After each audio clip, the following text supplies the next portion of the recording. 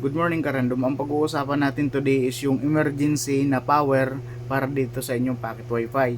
Ang pocket wifi na meron tayo dito sa example natin is yung Smart Bro Home Wifi. Sa likod niya is walang specifications kung ilan yung konsumo ng wifi na to. Ang model is FXID3. So yan, andito sa side niya yung LAN at reset at itong power port ng power. Ang gagamitin natin power supply is ito. Ito ay 32700 3.2 volts at merong 6500 mAh. Kung ampere hour, 6.5 ampere hour. Apat na cell and ito is naka-series kaya meron tong nominal voltage na 12.8 na may 6.5 ampere hour na capacity. Ito is may BMS na sa loob. Papakita ko na lang sa inyo yung picture ng cell kasi nung binuo ko siya, nakalimutan kong videohan.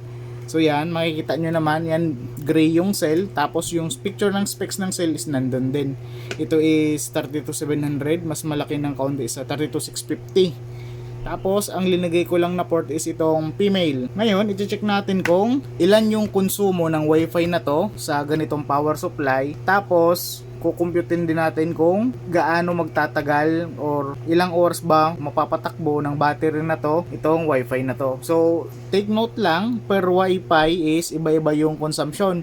Makita nyo naman, maliit lang ito, so expected natin hindi ganun kataas yung kanyang power consumption. Para magawa yon is meron tayong tester. Kuhanan muna natin siya ng reading, so ilagay ko sa volt, tapos yan naka AC, set ko siya sa DC. Yan, nasa DC na. Dito pala, dahil ito is yung port ng ating power supply is female, so hindi siya magsasaksak dito ng diretso. Kailangan natin ng adapter. So gumawa ako ng male to male na end.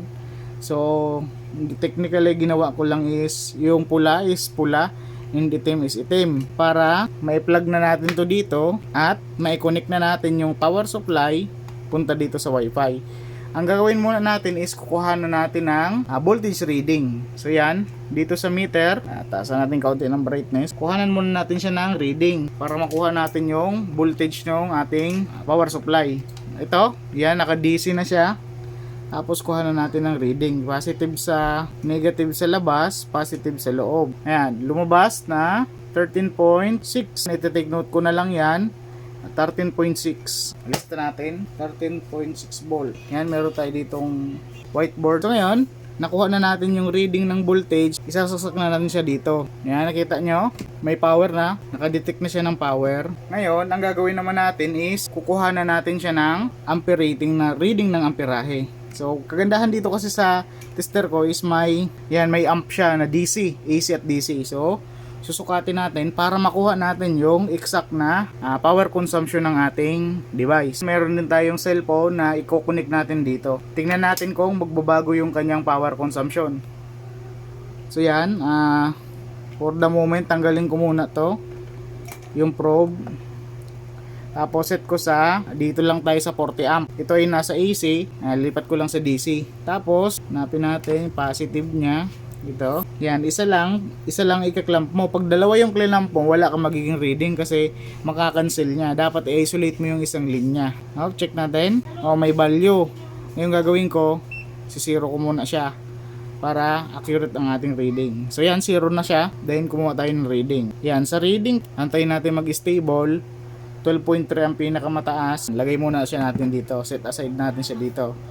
Yan, 0.23. Ngayon, makikita nun naman naka-power and naka-wifi siya. Yun nga lang, ang signal is mahina or pula. Ngayon, try natin na connect. At tingnan natin kung magbabago yung kanyang kinuhugot na konsumo. So yan, naka-connect na tayo doon sa wifi. Tapos, subukan natin mag-browse. Ayan, nakita nyo, nag-spike. Tumaas yung kanyang consumption. Yan, open tayo ng YouTube. Tapos, tingnan natin kung tataas pa siya. So, yan, tumaas pa sa 0.22. So, hanapin lang natin kung saan siya mag-stable. Then, doon tayo magko-compute kung ilan. So, yan, 2.3. Subukan ko na mag-browse. And, ito talaga is wala siyang internet. Para lang na magkaroon lang siya ng, kumbaga, magkaroon baga ng load. So, I assume na mas marami yung device, mas aakyat pa yung power consumption niya. Yan. Mag-stick na lang tayo sa 2730, 2.5. Kasi pag na-idle na yung cellphone, bababa na siya. Yan, kaya't nagpa-fluctuate yung power consumption. Ngayon, 20.25. So, yan, 34. I-ano na lang natin siya, isettle na lang natin siya sa 0.30. Yan, sa 0.30 na lang natin siya computein para medyo malapit naman sa katotohanan. Kasi taas ng baba siya, taas ng baba. So, hindi siya nag-stable. Tapos, sinusubukan ko mag-browse dahil wala nga yan signal. As of now, yan yung kanyang power consumption. So, meron siyang consumption ng 0.28. So, isettle lang natin siya sa 0.30. Ngayon, para compute naman yung load, kung ilang watts yon, ang gagawin natin is, may whiteboard tayo dito. 13.6 volt. Yan yung voltage reading ng ating power supply. Tapos, yung kanyang multiply lang, volt times amp equals wattage. 30 amp. Tapos para makuha natin yung watts. Yan, dahil hindi ako magaling sa math, 13.6 times 0.30. So yan, may result na 4.08 watts. So ito, volts times amp equals wattage na yon. So yung yan, nag-alarm lang yung aking tester. So ang consumption niya is nasa 4 watts lang. Susunod naman nito, no, ay doon sa yes, kaya niya patakbuhin gamit ito. Doon naman sa sunod na question is gaano ba katagal. So i-compute natin siya kung gaano siya katagal. Nakuha na natin yung wattage ng consumption, power consumption nitong ating Wi-Fi. So ito yung power consumption ng Wi-Fi. Ngayon, kukumpute naman natin kung ilan yung power na nakastore dito sa battery. Meron tayong, ang nominal niya is 12.8 volt times 6.5 yung ampere hour rating niya. So yan, nag-off lang yung ating tester. So yan, compute tayo, 12.8 times 6.5. So ito is merong 83.2 watt hour. So ito yung pwede nating makuha dito sa ating battery bank. Ngayon naman, para makuha natin kung ilang oras yung itatagal nito, is i-divide lang natin siya ng 4 watt. Ito yung nakastore na power dito sa battery, ito naman yung load. So kukunin natin siya para makuha natin kung ilang oras tatakbo yung ating Wi-Fi. Yan, i-divide ko lang siya ng 4. So yan, lumabas dito 20.8 hours yung runtime na makukuha mo dito. So syempre, hindi naman yan siguro may kaunti lang loss dahil masyadong light yung load para sa BMS. Wala ako na-detect na init, so maliit lang talaga yung kain niya. Yung ating Wi-Fi naman is medyo mainit, pero yung BMS at yung cell is walang problema. So kung sabihin na natin sa efficiency is pwede kong sabihin na 19 hours or 20 yung itatakbo niya kung ito lang yung load. So yun po, pwede nyo gamitin yung formula sa pag-compute ng load times dun sa stored power. So ito na, yung sagot is yes, pwede natin gawin na emergency power supply ito during saan ba natin ito pwede magamit. Halimbawa, kayo is nagra-ride. Syempre kung gusto mong naka-wifi ka, dahil mas, kung mapapansin nyo, mas tipid yung konsumo ng baterya ng wifi compare mo sa mobile data. Pag nag-on ka ng mobile data, mas mabilis na madidrain yung cellphone and mas matagal yung runtime kapag naka-wifi ka. At mai-share mo yung data na meron dito sa wifi. Yun yung mga application niya, mobile application. Yun, pag ikaw ay nagra-ride, pwede.